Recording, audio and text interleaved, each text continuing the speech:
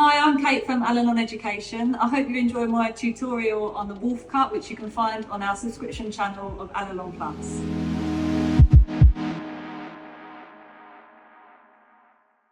I'm assessing the hair as part of my fixed analysis and consultation with Neve. Starting at the front hairline, checking growth patterns for where the hair naturally parts and hair density, as this will impact my choices for the lengths at the front, especially in the fringe zone. You can see that the density is lower in the recession and temple area, so I'll take this into consideration when choosing the size of the fringe zone and lengths within it, making sure I maintain enough hair for a fuller look. The hairline in the back sits well and the quality and density of the hair is high. The hair parts at the crown area on the left hand side, so I'll pay particular attention to the choice of length here, keeping enough length to avoid the hair sticking up. There are 3 zones in this shape that will be disconnected from each other. For ease of clipping the hair, I have split some zones into 2.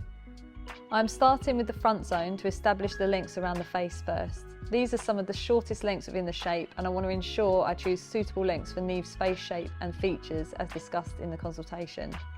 It can be nice to create the lengths at the front first to give your client the time to get used to their new look when they are having a big change. It allows more time to see how they feel, make any adjustments, and as the front is a focal point in this look, you can achieve the best proportions in regards to length in the zones that sit next to it. Taking a section from the back of the zone to the front, I separate a small piece of hair at the front hairline to establish the best choice of length. You can see how much the hair jumps, so I take this into consideration when cutting the initial guide length, aiming for the length to sit at the eyebrows. Using this as a starting point, I keep the same length throughout the section from the front to the back.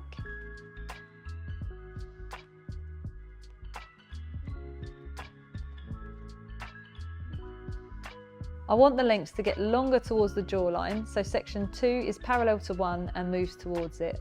Every section within the zone moves to section 1 using the length of section 1 as the guide.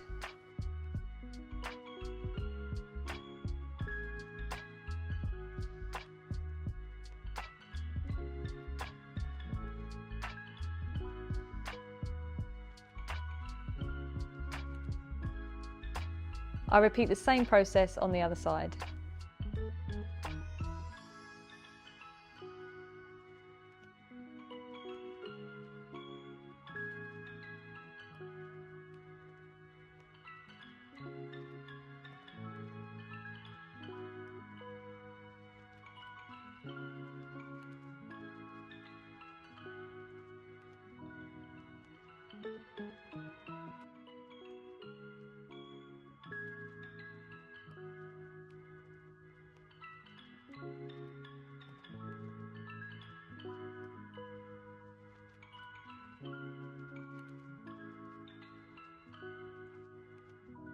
I cross-check the lengths with sections from left to right, checking the balance through my fingers in the centre and the fluid connection of the sections.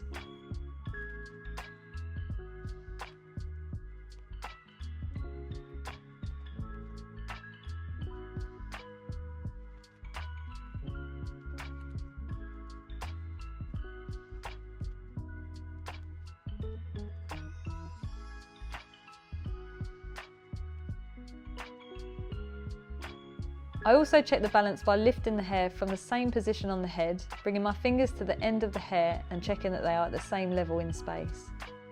I am happy with the lengths in the fringe zone and add softness by using a feather razor towards the ends of the hair. Working in sections, removing length by angling the razor slightly and gently sliding it down the hair shaft. I focus on the surface of the hair as this will soften the ends without changing the overall length.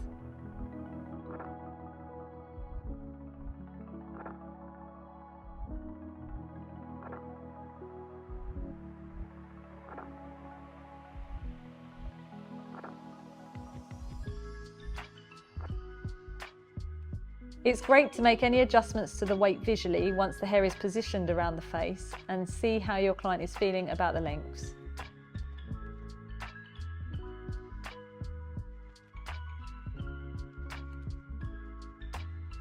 I want the lengths in zone 2 to add lots of texture to the final look. Due to the placement of this zone, the lengths at the sides and back will now be created.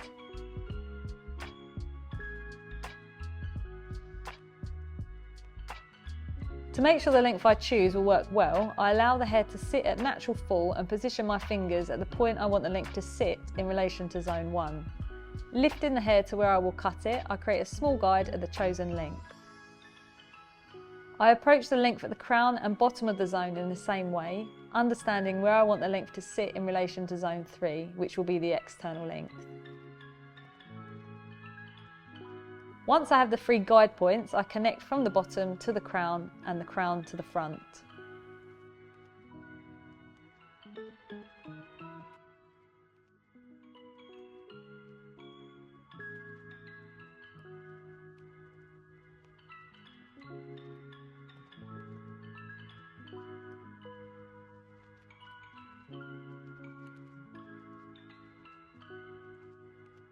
I like to separate the hair in the back and focus on the front first to make my method more methodical and clean. Using sections parallel to section 1, I use section 1 as the guide, moving section 2 towards 1 to increase in length towards the bottom of the zone. Following the same direction of hair will fully connect with the guide of section 1 and avoid any imperfections in the technique.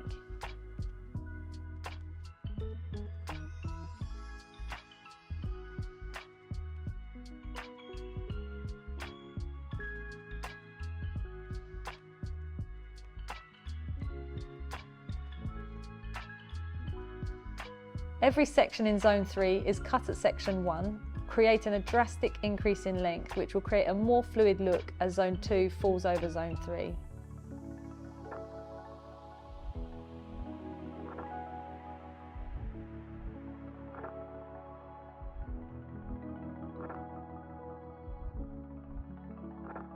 The movement of sections is repeated in the back part of the zone using the first section as the guide. Make sure the ends of the guide are strong, as this will ensure you are cutting each new section at the same position.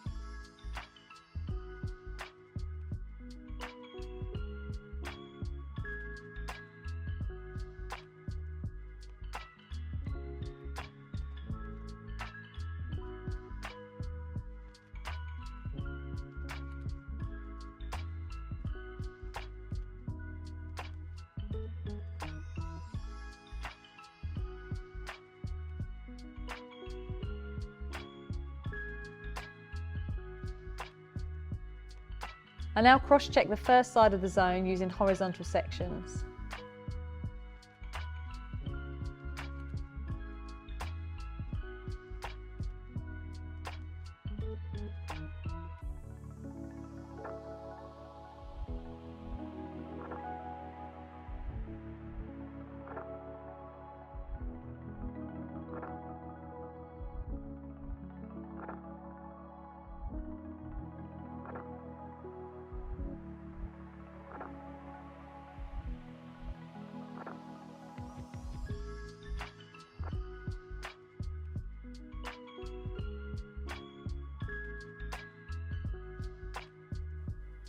A check-in with Neve allows me to see how she is feeling about the shape so far.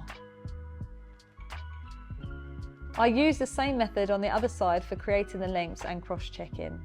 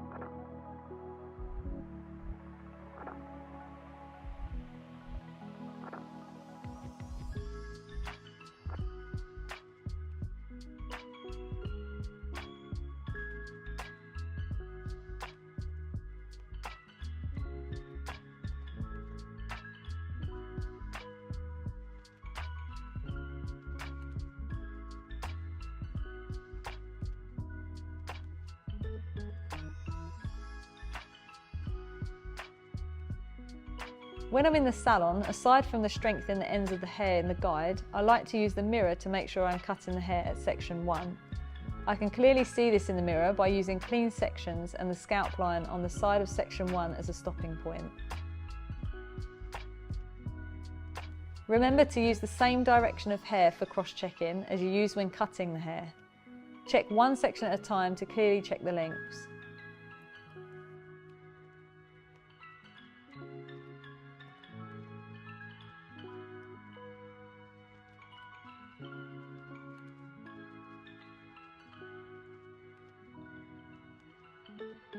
Play around with the hair once the lengths have been cut, release the natural texture to check the lengths and weight distribution within the zone. As in zone 1, I visually assess the lengths at natural fall and use a feather razor or scissor to soften the ends by sliding the tool along the surface of the hair shaft, removing weight on the ends but maintaining the overall length.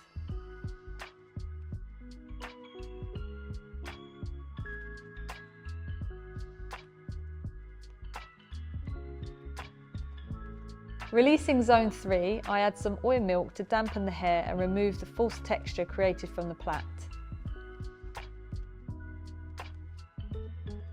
Combing the hair through, I use the razor to create a suitable external length. I focus on the proportions of this length in relation to zone 2 and 1, gliding the razor through the hair at an angle that removes length overall whilst creating a soft and textured effect on the ends, which I think works really well for this look.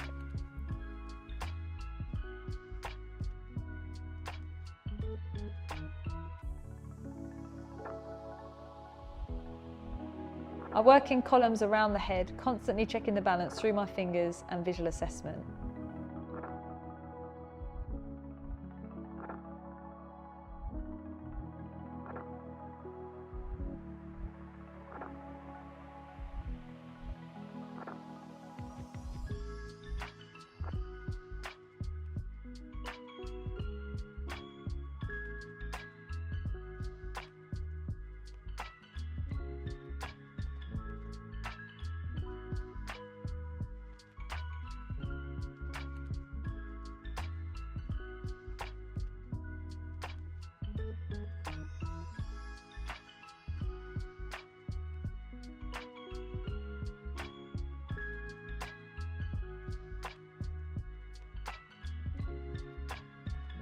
All right, how's it feeling? Yeah, I love it. It feels a lot lighter and yeah, it looks a lot more bouncy too, so I'm quite happy with it. Yeah, you can see all of those shorter lengths, obviously giving it more of a look and a style. Still keeps the length longer towards the bottom, but a lot slimmer in that area as well. So it'll be really easy for you to manage. Your hair is, as we can see, is naturally wavy, so really can just let it dry naturally, and you'll get all this nice texture and natural volume. And the fringe, is that feeling all right lengthwise? Yes, I'm loving it, and I like how it's quite sparse too. It's just perfect. Okay, cool. So I'll just finish with a little bit of serum and show you what you can do different, like style-wise, to make it look different for different occasions. So I'll use the invisible serum, so it's very light. Okay. You just need a pea-size amount. And gently, I think just scrunching will be a really easy way for you to do it yourself at home. Okay.